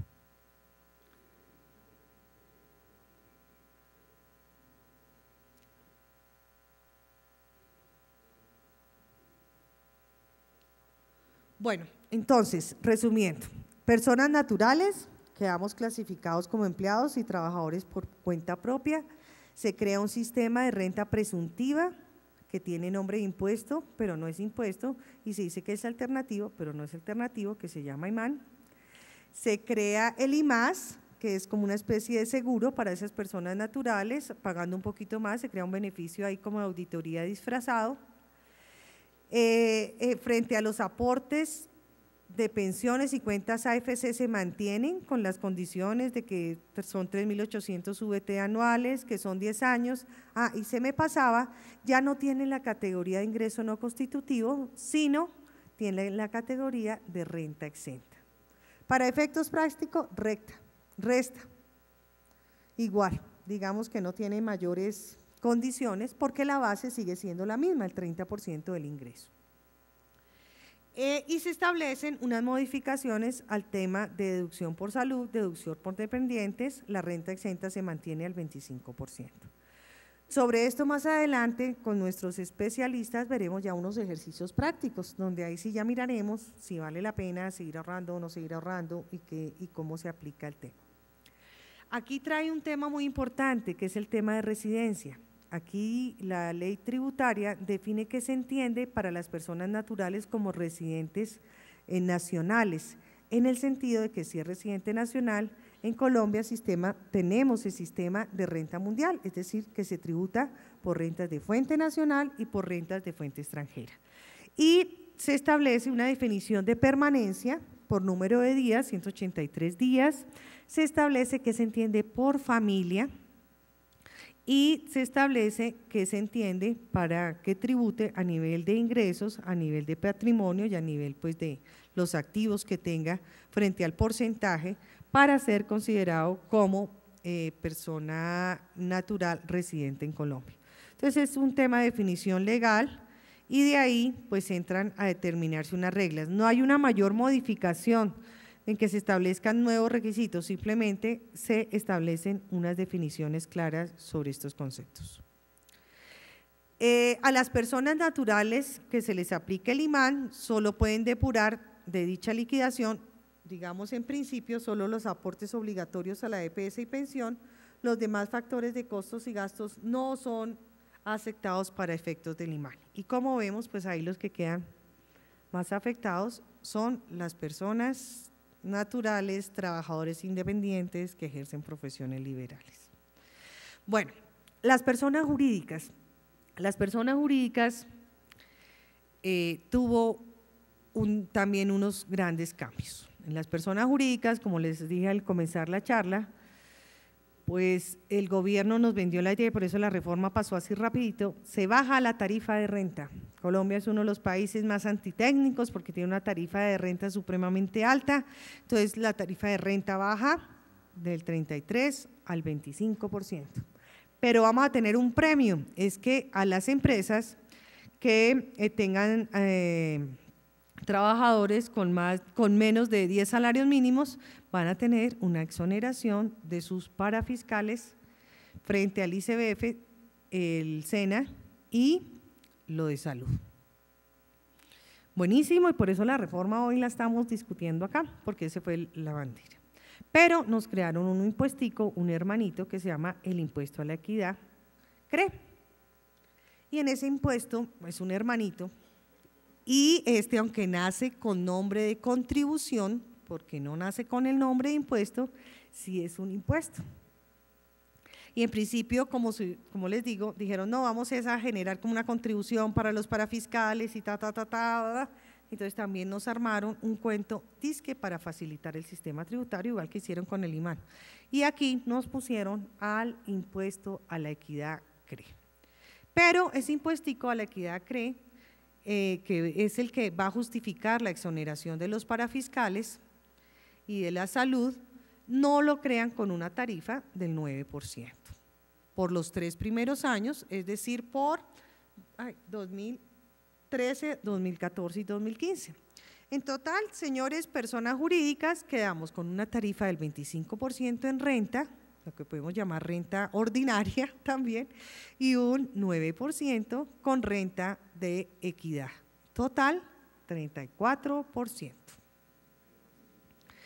Entonces, como nos damos cuenta, y con un gran riesgo que ha sido como uno de los temas que también ha generado polémica, es que bajar un punto en el impuesto de renta en personas jurídicas, obviamente los grandes contribuyentes son los que más recaudan, implica que pues tenga un impacto tenaz en el presupuesto general de la nación.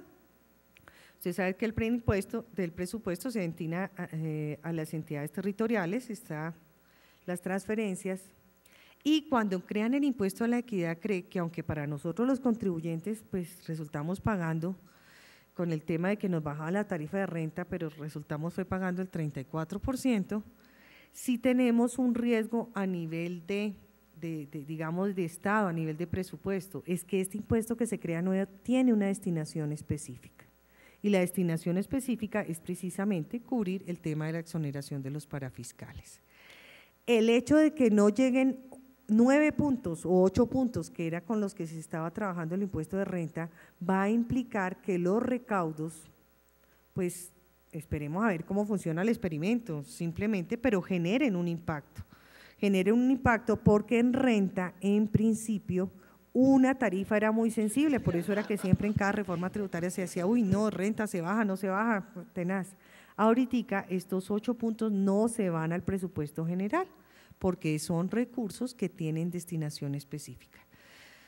No obstante, aunque son 2 hermanitos, cada uno tiene unas características diferentes. En renta tenemos que se define qué se entiende por sociedad extranjera, unas modificaciones, el renta general, y lo que se pretende es que si bien las normas a nivel de impuestos se remitían a temas de otras ramas, vuelvo y digo, aquí en esta reforma también dijeron para efectos tributarios, una sociedad se considera sociedad colombiana y nos cambian los conceptos. Antes, ¿cuál era?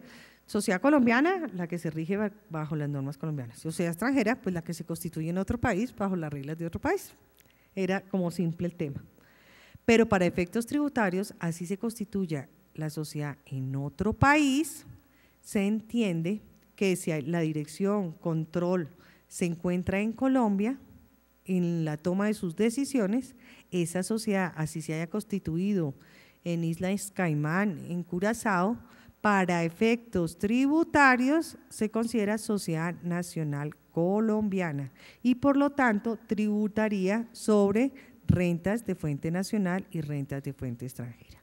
Entonces, igual que con las personas naturales, que se establecieron claramente qué se entiende por residente nacional, con persona extranjera se extendió el concepto de persona nacional, persona jurídica nacional, a las personas que se constituyan en otro país bajo las leyes extranjeras, pero si el control, decisión se encuentra aquí en Colombia, se entiende como para efectos tributarios como sociedad colombiana y por lo tanto con la obligación de entrar a tributar sobre todas sus rentas. Como hubo disminución de tarifa, pues obviamente todo el sistema de renta también estamos esperando una reglamentación. ¿Por qué? Porque antes teníamos unas tarifas de renta de retención con base en una tarifa de renta del 33, ahorita la tarifa baja, entonces hay que mirar cómo van a condicionar el sistema de retención en la fuente para efecto de renta del 33 al 25.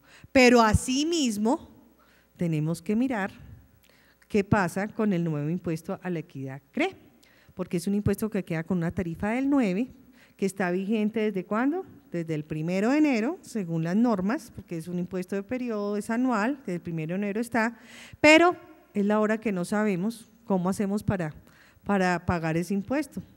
si va a haber un sistema de retención en la fuente también por CRE, cuándo tenemos que declarar, en qué formularios, cómo, en dónde, porque en principio ya estamos con el impuesto a la actividad CRE, ¿cierto? Ahora, independiente que la exoneración de los parafiscales, pues la hagamos hasta a partir del 1 de julio.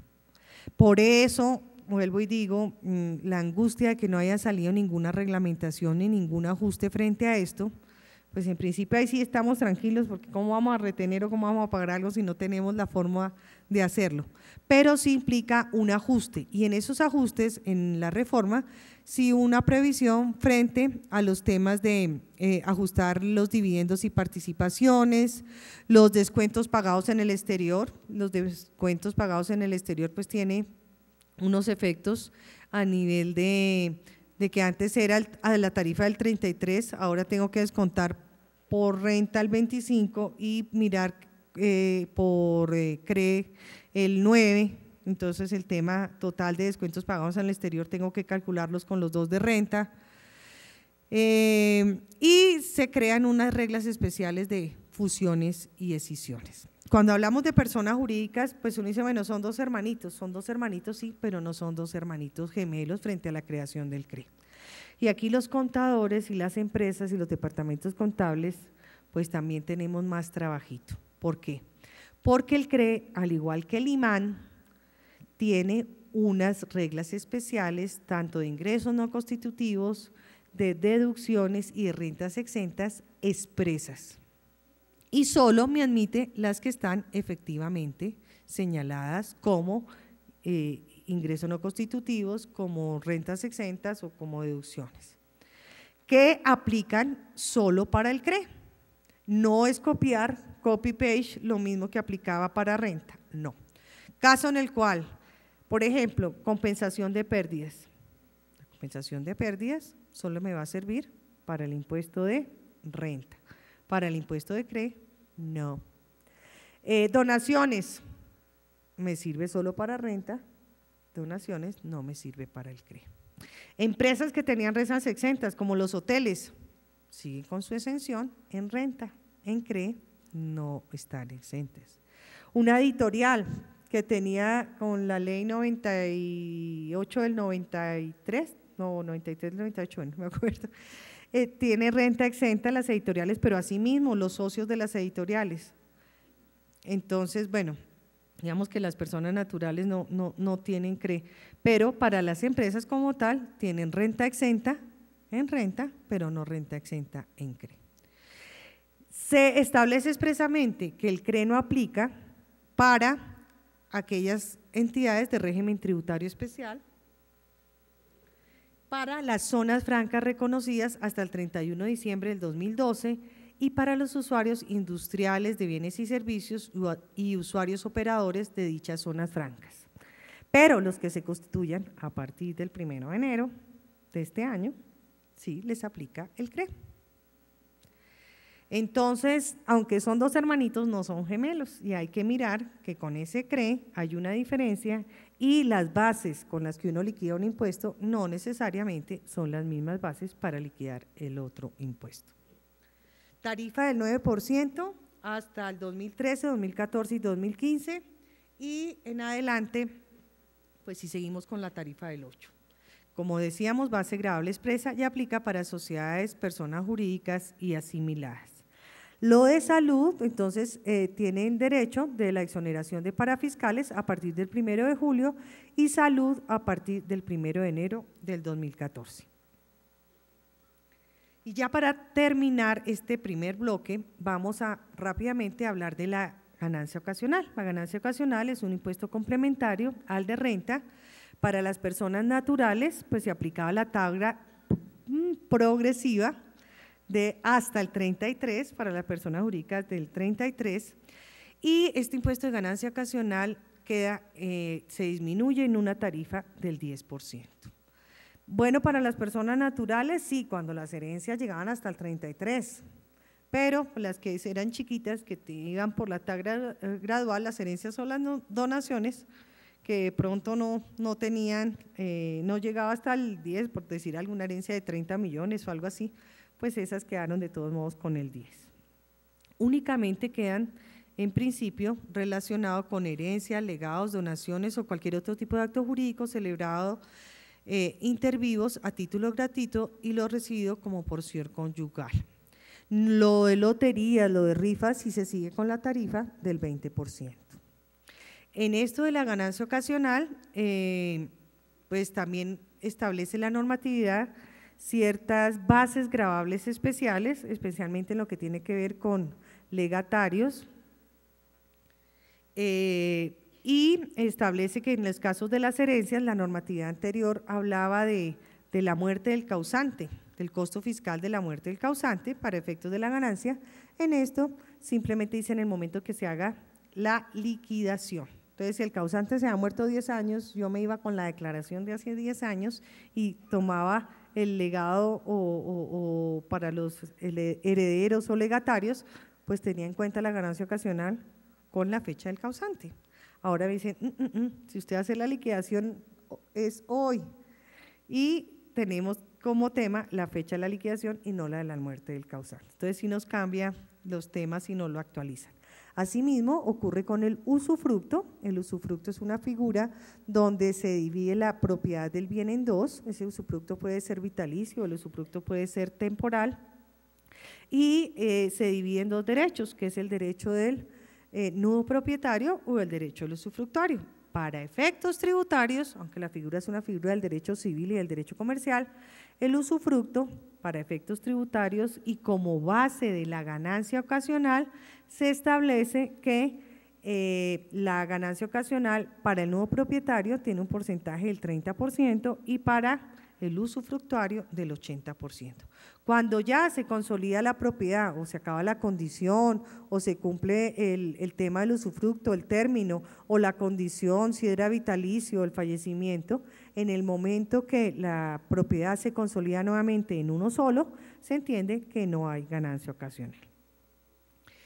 Y finalmente tenemos un beneficio, eso sí es nuevo, que si yo hago una reposición de mi vivienda y lo hago a través de las cuentas del ahorro a fomento a la construcción, puedo tener una renta exenta de 200 millones, no sé, más o menos unas 200 millones sobre el valor de la venta de la utilidad que obtenga sobre la reposición de ese bien, y es considerado como una renta exenta. Bueno, yo creo que con esto culminamos. Hasta ahora empieza el seminario. Hasta ahora es un recuento de lo que tenemos en lo que afecta a personas naturales y personas jurídicas. Muchas gracias.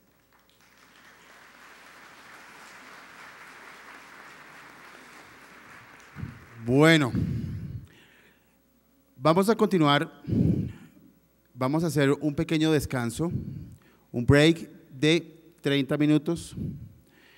Les voy a pedir un favor a todos, que salgamos, porque vamos a cerrar el salón. Afuera, como ya ustedes vieron, hay un punto de tinto, de café, de aromática, etcétera, para que puedan descansar, tomar algo.